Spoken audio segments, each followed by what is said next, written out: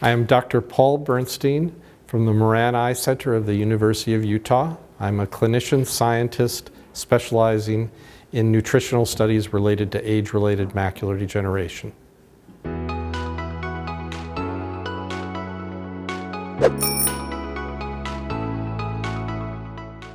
So I made some very important discoveries during my PhD work at Harvard, but as I was advancing in my career as an ophthalmologist specializing in retina disease, I needed to develop my own independent research pathway.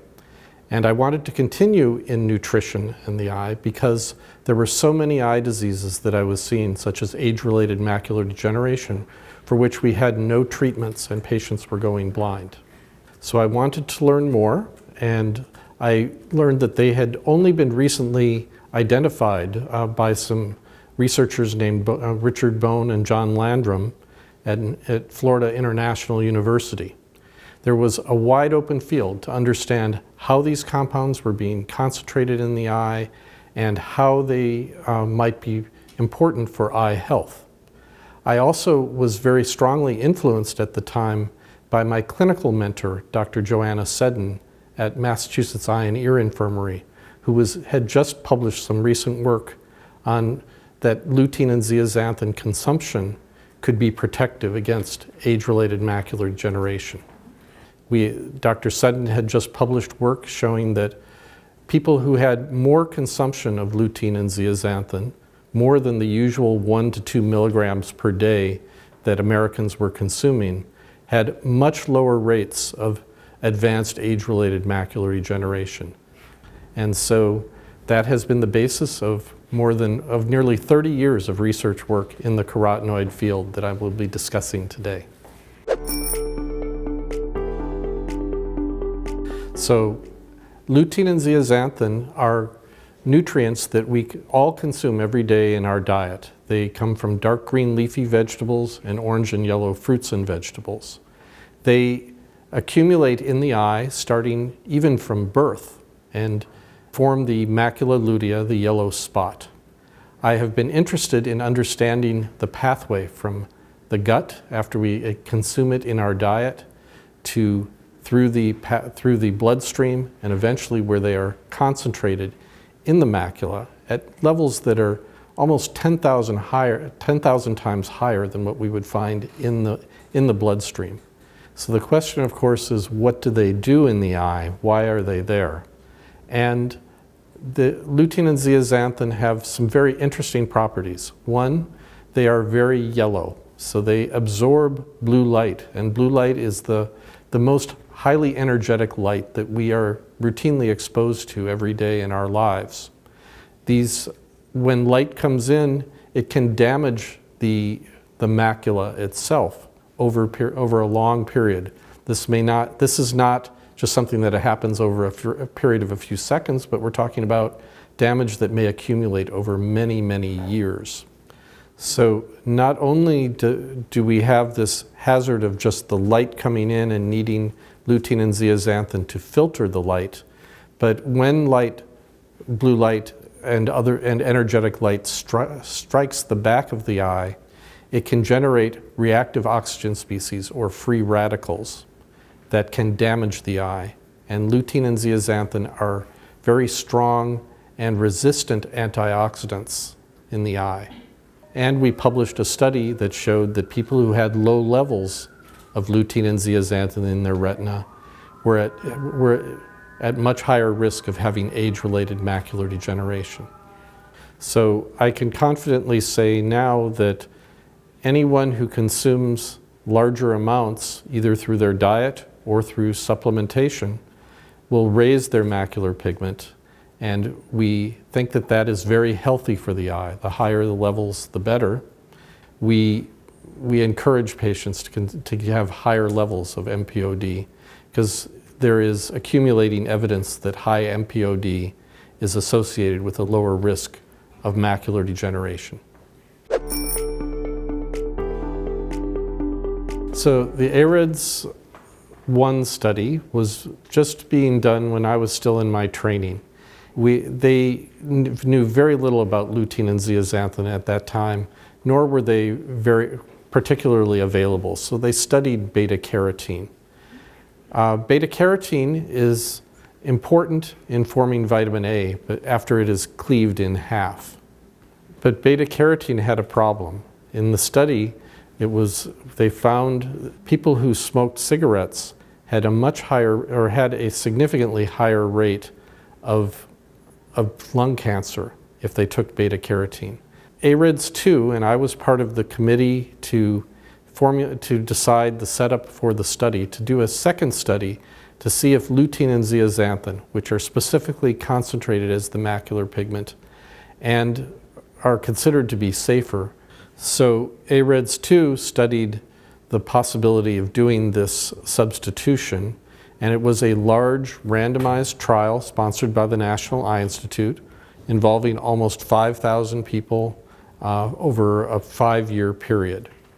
About 10 years ago, we announced a very important result that indeed substituting lutein and zeaxanthin was every bit as good as the previous formulation, actually a little bit better than than the beta-carotene formulation, and we found it was definitely much safer. While beta-carotene, the people who were getting beta-carotene who were smokers had a higher risk of lung cancer, lutein and zeaxanthin did not have that problem. So the AREDS2 formulation rapidly became the new standard of care for people who are at risk of developing advanced age-related macular degeneration.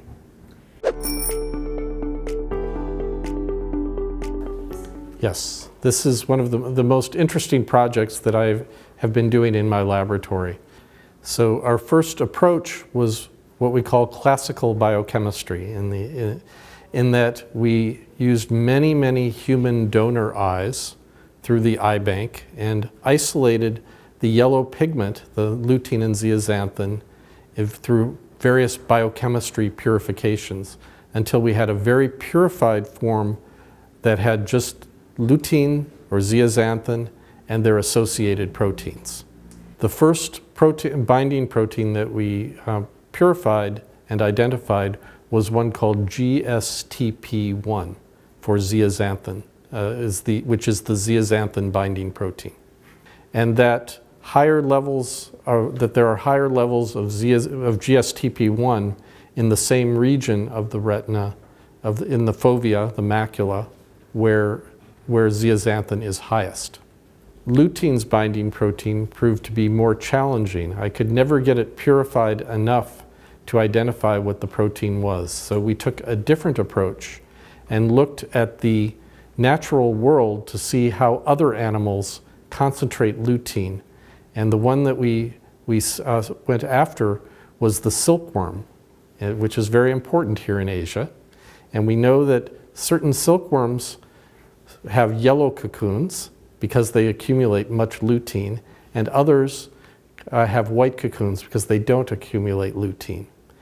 I think in Japan I met a researcher there who was studying this and had identified a silkworm protein called CBP that bound lutein, and I then studied to see whether a similar protein could be found in the macula of the eye.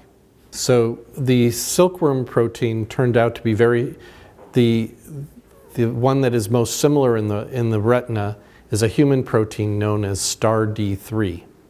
The third important protein in carotenoids in the eye that we discovered was one that is responsible for converting lutein to mesozeaxanthin in the eye.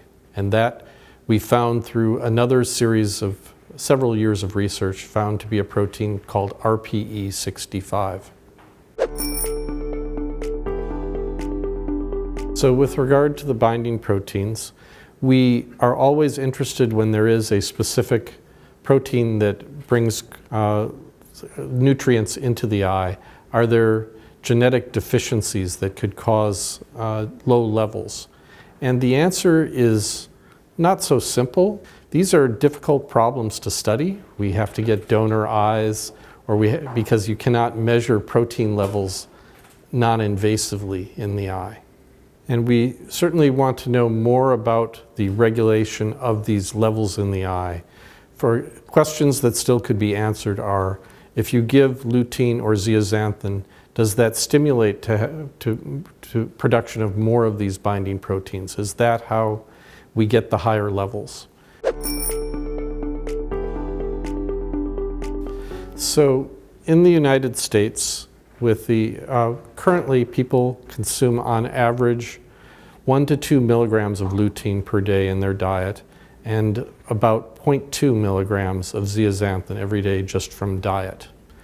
We, in the ARED study, we capitalized on that same ratio of lutein to zeaxanthin of about 5 to 1. Now, what level was something that we did some preliminary studies, some small pilot studies as they're called, looking at various levels, ranging from very similar to what people were consuming in their diet to 3 times as much, to 5 times as much, to 10 times as much, various ratios. And we found that the best level based on those pilot studies was 10 milligrams of lutein and 2 milligrams of zeaxanthin.